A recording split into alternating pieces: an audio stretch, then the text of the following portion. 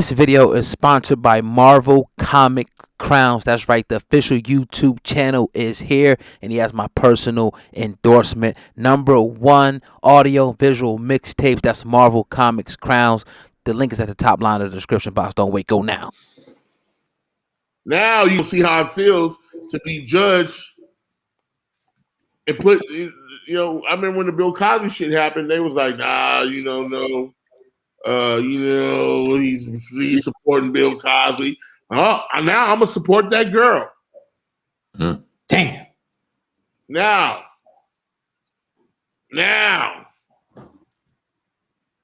So you ain't trying to get on the Breakfast Club no more. Fuck! I told y'all last time. Fuck the Breakfast Club. Omar fucking with you. Yeah, he fucking with me. You a troublemaker, man. They want to judge people and shit, and I'm like, y'all the media, you ain't supposed to be judging. This ain't no rumor. Rumor has it. This is supposed to be the media. You supposed to relay facts.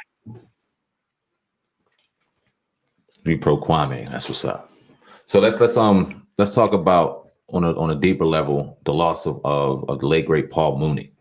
And when did you ever get to meet or interact with Paul Mooney? I'm sure you have, and if so, how was those interactions? All the time. Paul Mooney had 2 twins. It was cold. And Paul Mooney, we used to go to up the comedy store and look at Paul Mooney work. He would do the late, like the 1:30 spot up at the comedy store, and we just listened to him. And he dropped a lot of jewels.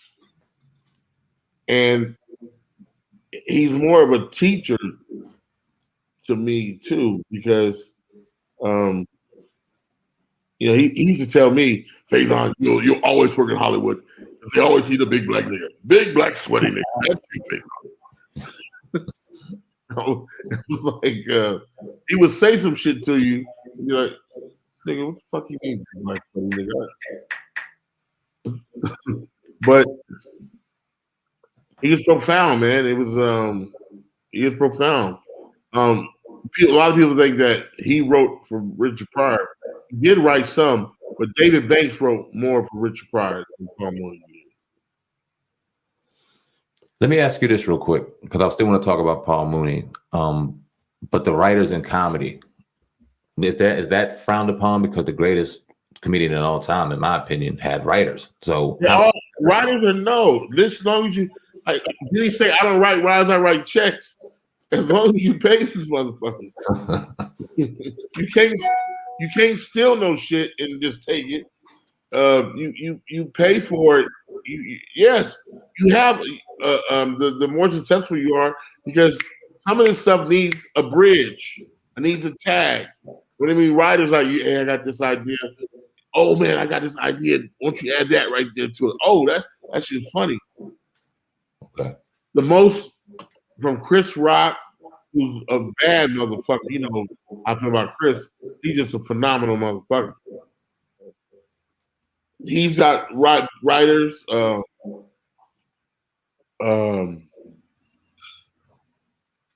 Every successful comic got writers, because you become, especially the bigger you are, you become institutions. And you have to produce. Some of us don't give a fuck. The jokes don't come to us when they get there. You don't hear jokes until I do some new ones. I don't think Mr. Cosby had writers, because this shit was so all about his family, and it's so brilliant. And then the boy came in with cake over his face. Mm-hmm. You can't really write that. That's right. Shit that happened. And a lot of stuff that Richard, a lot of stuff is not really writing, it's memory.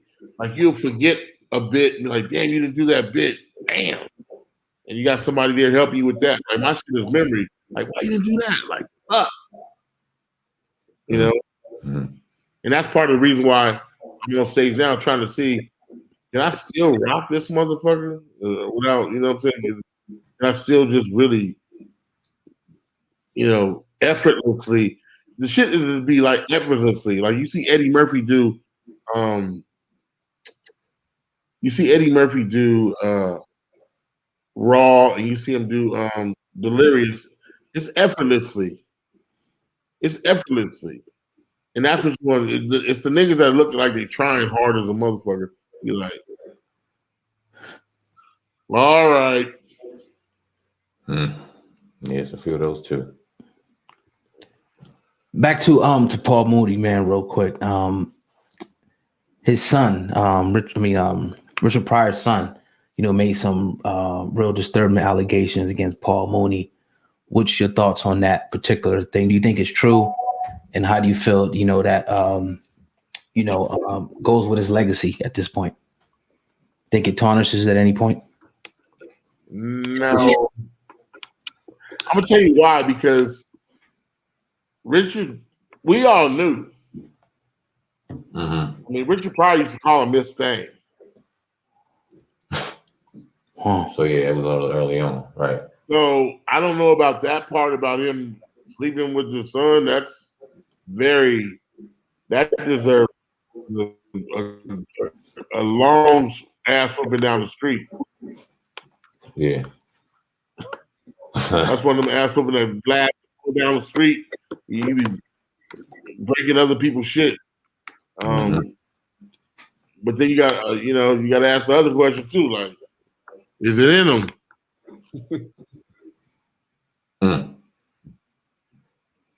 So Pierre was talking that he said that a lot of comics are afraid to even touch Paul Mooney because of that situation. They're scared to touch him. Do you think that's true? Most of these comics are just scary out, and they're scared to touch anything. They're just scary ass niggas. Paul Mooney is rock and roll, man. I can't. This shit we do is rock and roll. If it ain't rock and roll, fuck it. It's rock and roll to the fullest. I know it seems like it's candy ass, but it's really rock and roll. That's why now they're trying to make it sex, drugs, and veganism or whatever the fuck. No, motherfucker. It's sex, drug, and rock and roll. That's what this shit is, man. I don't give a fuck. This is rock and roll. And when it stops becoming rock and roll, cocaine in the back of Rolls Royces, then it ain't shit.